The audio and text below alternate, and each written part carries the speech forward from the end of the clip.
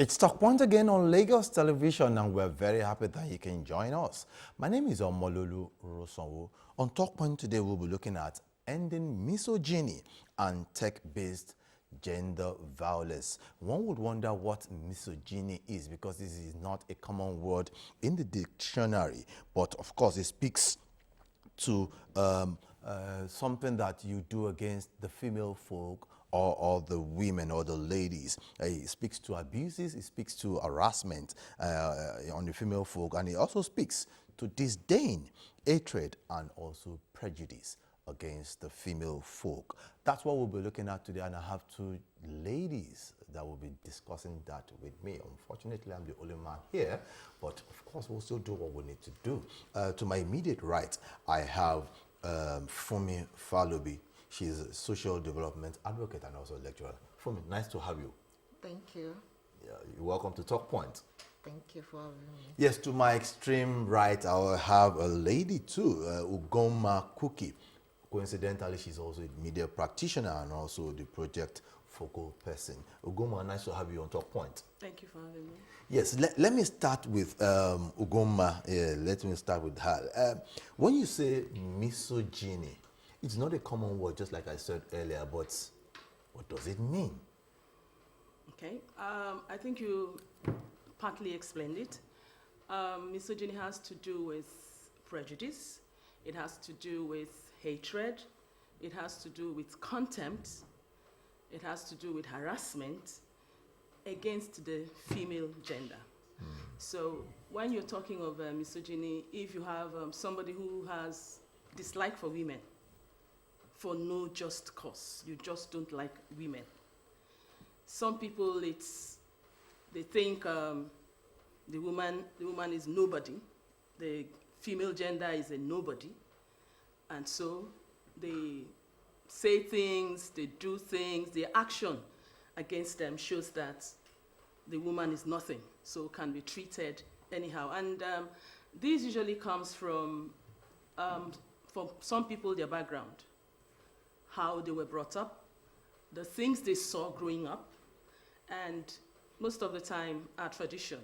You know, we come from a patriarchal background where the woman should be heard, not seen.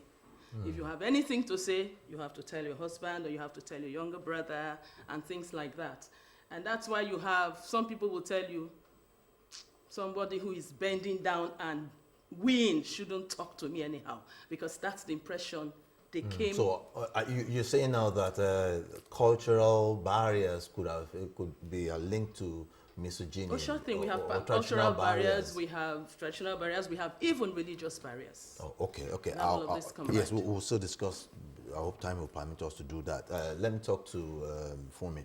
Your own impression and what's your own take on misogyny, just like you said. It's actually hatred for women or dislike for women. You see, some people, they just don't like anything about women. They are chauvinists. So when they hear anything about women, we see their adrenaline will just go up. So the attitude has been the women should be silent, women should not be heard, women should just stay where they belong, which is the home front and the kitchen. So when you now hear some things about women doing great things in the society, doing things, some men's mentality cannot just take it, and they'll be like, why should a woman be heard? Why should a woman be seen in the public? Why should a woman get to the position of leadership and authority? So it's bias for women and girls. Or bias against women, women. Bias against women. Okay, I'm wondering how this will play up. Take, for instance, if you look at the social media, it's always awash with a whole lot of things that has to do. So can that, or will that explain why you're situating it to the tech-based gender violence? I don't understand. We need explanation on that. Yes, that's exactly why. Because what we had before was just the traditional media, and you'd hardly have those kinds of opinions as regular as it is on the social media. But today, because everything is tech-based, everything is digitalized, and you have all these social media platforms where people can express themselves. You know, sometimes you hear people say, thank God we're not ending up with the traditional media. Thank God we have the social media, because they have access to the social. Once you have a phone, Android phone, and you have a data, you could be on any social media handle and say whatever you want to say. And so it gives a lot of people the opportunity to say things that their biases are expressed on those social media platforms. And so we looked at it. It's not just, yes, we have gender-based violence offline, but we're looking at the online, because the trend now, from the report we did, we found out that the trend is much on social media, especially when you talk about the X, Instagram, and Facebook. So because people use it a lot, and they think they have freedom of expression, and they forget that where your right ends is where someone else's begins. So they go about talking about things and the female gender anyhow. So we decided that, yes, instead of just concentrating on offline, since we're looking at technology now, let's try and see what happens with technology-based gender violence. And so we did all those monitoring and came out with a report. Yes, from that report that came out, what were the things that were actually pronounced concerning violence or harassment against the female folk or ladies? Okay, we discovered that women are being there are a lot of misogynistic statements and harassments against women. Women are harassed online. Women are there are words that are used against women that are misogynistic, and we also discovered that Facebook was the number one, followed by X, which is former Twitter, and WhatsApp, as well as TikTok. So we analyzed all this, and we discovered that people use, especially the men, they use all these platforms to harass women online and to bully them online too. And we also discovered that aside for women, even including the people with disability, women with disability are also harassed online, and there are also biases against them too, due to their nature. Some men take advantage of them to harass them online as a result of exposure to digital space. So we discovered that all these things were done because of access to internet online, where people can go as anonymous, and people can even identify themselves to talk down against women online. Okay, I'm wondering why. Yeah, you said you did your survey, and the survey shows that there were threats of harassment. What kind of threats were being perpetuated?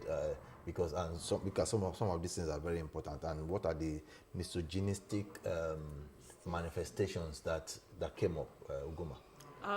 There are several of them, but I'll just pick, first of all, the words, the statement. Imagine telling somebody, let me just call the Zenith woman when she was made the CEO. Most people didn't look at the fact that it's an achievement for a woman to get to that position. The next thing somebody said was, she slept her way to that position. And if we're truthful to ourselves, we know that women work twice harder because of the space where they are. You're looking at a banking in banking industry. It's not easy for women to get to that. Instead of looking at the woman's achievement rising to that point, you said she must have slept her way. So most of the time is the words. And we're particular about the words because if you do it to people who are not strong-willed, who don't know that these are, for some people, they are just catching cruise, you may set them back forever. They will not want to show their face anywhere. They will not, because they just think that the whole world is against them. We have the ones who, like she mentioned, those with a disability. We have those, like the albinos, for instance. We discovered, because they were part of our focus group discussion, we discovered that some of them, because of their status or because of how they are, some people would claim they want to do them favors. They will tell them, we want to do this for you, we want to do the best. At the end of the day, what they want to do is sleep with these girls. So they tell them all those sexual things that would, and they are unsolicited. If it's sexual harassment that is solicited, maybe you did something that led to it, that would be understandable. But for some of these people, it is not that. So they cyber stalk some of these people and say, so for majorly, it is words that they use apart to lure them first before the Yes, other things. for me, when these things occur, what were the measures, or what are the measures you put in place? Because you need to also stop these things or make it serve as punitive measures against things like this. When you first saw that on the Twitter, let's take for instance, you saw something on X, former Twitter, which runs down a female folk or a lady, and people have talked on that issue. Now, were there people that were against those things, and what were the things that they said, that, or were there any apology or apologies from those that said those things? From the people that said those misogyny. Yes, worked Okay, on the social media. It happened. Initially, when it happened, we discovered that those people, the perpetrators, they saw nothing wrong in it, and they were like, it's normal to talk down a woman. And you will see a woman and they will tell you that she looks like a wall. Her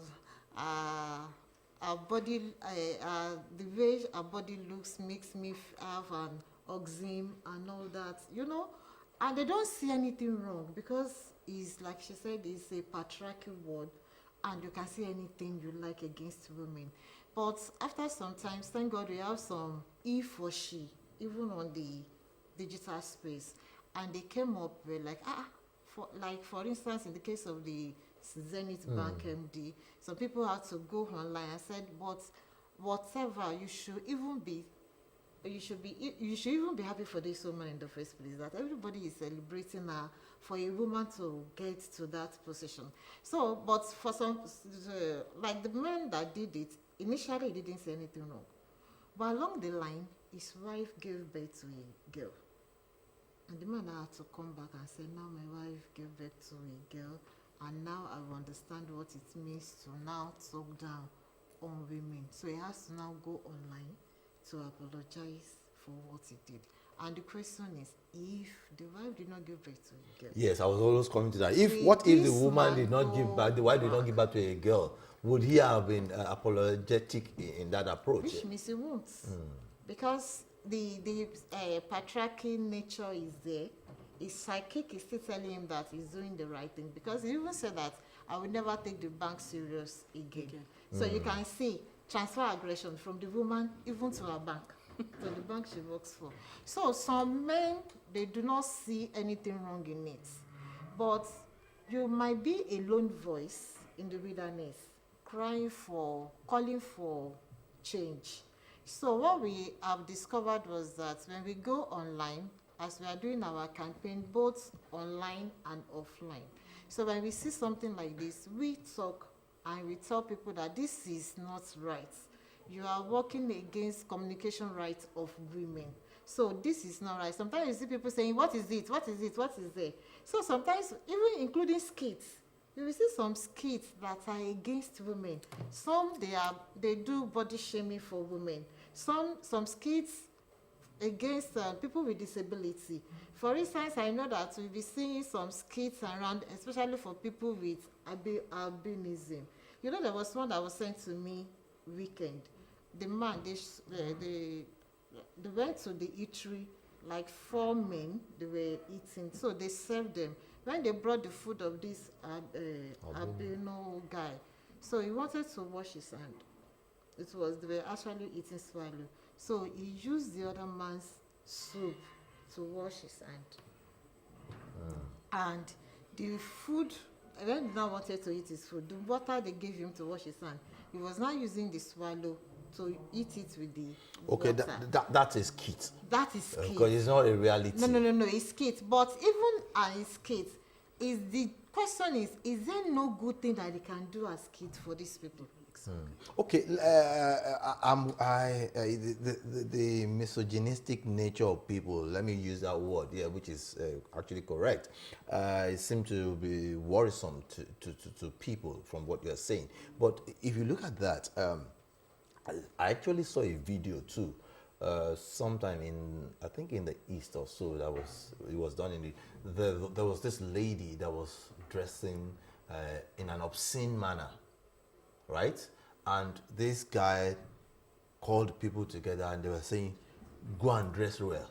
You are wrongly dressed. Go and dress well. Initially, the lady was actually resisting it. But after some time, I think she also saw the need for her to dress properly. And she started crying. And they said, yes, it's just a corrective measure for you to dress well. In situations like that, would you say they are harassing the lady when she is not actually dressed well? And they corrected her and she actually accepted. And they now gave her a wrapper to tie around and gave her some money to go and buy good clothes. In the public, and how many men? Yes, that's why I'm bringing it. That's why I'm bringing it up. And the question also is, don't we see men that are not well dressed? You will see their boxer. They are sagging. They are sagging. That one is that's sagging. That's sagging. Yes. They have sagging boxer. is wrong, but Dirty I'm not saying it's boxer, right. and even, not But what we, you know, men are not the gender that people get attracted to often. You are the one that is saying that. We look at those who have six packs. Our Gen Z girls are crazy about six packs. And then this is a guy who is wearing a singlet, very tight, showing his six packs. So would you go as a girl to say, oh boy, or group of you girls. are giving me, no, your shape is giving me orgasm. For somebody's CV, because that was even, it wasn't even her. They said your CV, I read your CV and it's giving me orgasm. Would a girl walk up to that guy?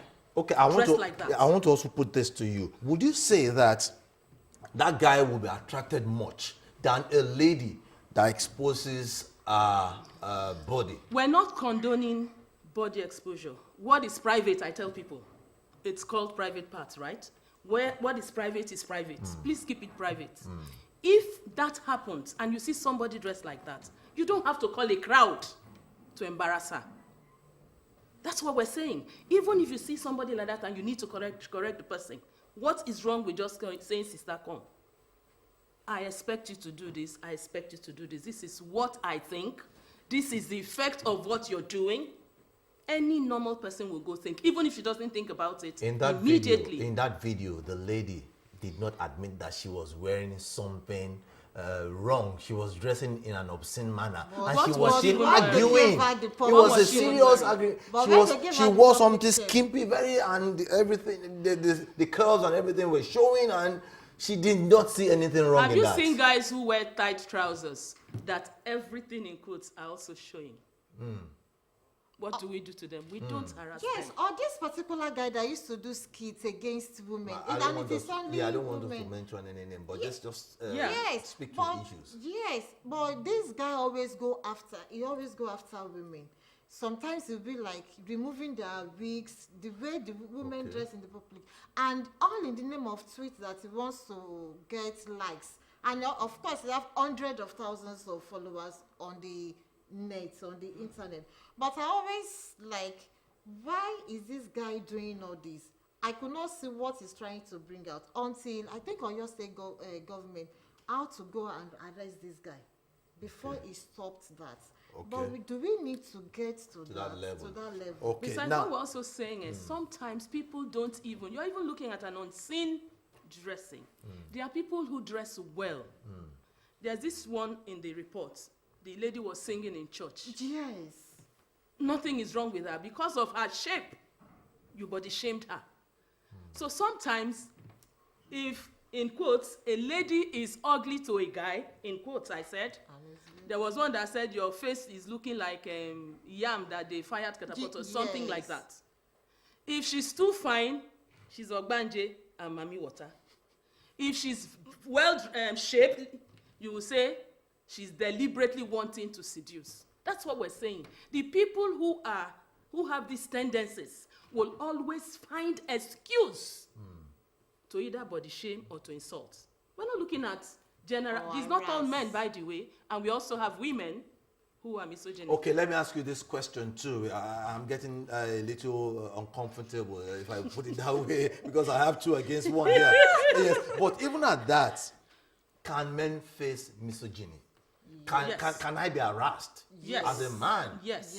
That's why I said it is not only men, so that you'll be comfortable. Okay. We have women who also have that tendency.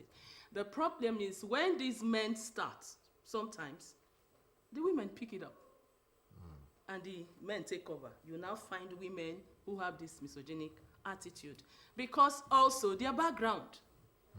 Let's look at an example. Let's take a general example that is not even misogynic. If a woman loses her husband, they shave her hair. Who shaves the hair? Not the men. It's the women. It's the women that beat her, that tell her what to do, how she has to, her hands had to be tied for that hair to be shaved. That's tradition, culture. That's what I'm saying. What I'm saying in effect is, it's not an all men thing. We have women who are also doing it to fellow women, and we have women who will do it to men. Okay, because you asked the question. As we round up in less than 2 minutes now, what's your take? Because the government too has roles to play, just like individuals and groups and organizations, communities have roles to play in this, in the light of this. Now, what is your own advice to the government in terms of punitive measures? Advice, first of all, is if you see something, say something. If people are doing what is wrong, let them know what they are doing is wrong. If they are saying the wrong things, let them know. We have laws for some of these things. Like I had a lawyer tell me one time, if you're going and somebody says ashawo, just get a witness that will use the person to eat for 2 years. But some of us don't know we have any such law affecting calling a woman ashawo. So it's normal for anybody to be called ashawo and it's gone. So we should look at those laws that affect some of those things and make sure we try them. The thing is, some of us don't even want to try these laws. We should try these laws. Okay, for me, in 30 seconds, and we'll go out of. Okay, we discovered that government has parts to play. Policymakers, educators, religion leaders, and even the media, because media is very important in creating awareness and sensitize the society about what misogyny and gender-based violence is all about. So we need all these people to come together, understand what misogyny is all about, and now come together to fight against it. We need religion leaders because these people have large followers and people listen to them, their followers listen to them. So they need to come in so that they will know how to also be propagator of end misogyny in Nigeria. Oh, okay, thank you so much. I want to thank you. I want to appreciate you, Goma Kuki, media practitioner and also somebody who's pushing against misogyny. Thank you for being part of Talk Point. I also want to thank you so much, Funmi Falubi, for being part of Talk Point. Thank you. Yes, on that note, we have come to the end of Talk Point. 767 and 112 still remains the lines to call in times of emergency. Stay out of trouble. Ensure that you do what is right to make the society better. And also remember, don't be misogynic. Always ensure that you give fairness to all the genders. I am Omololu Ruson saying bye-bye.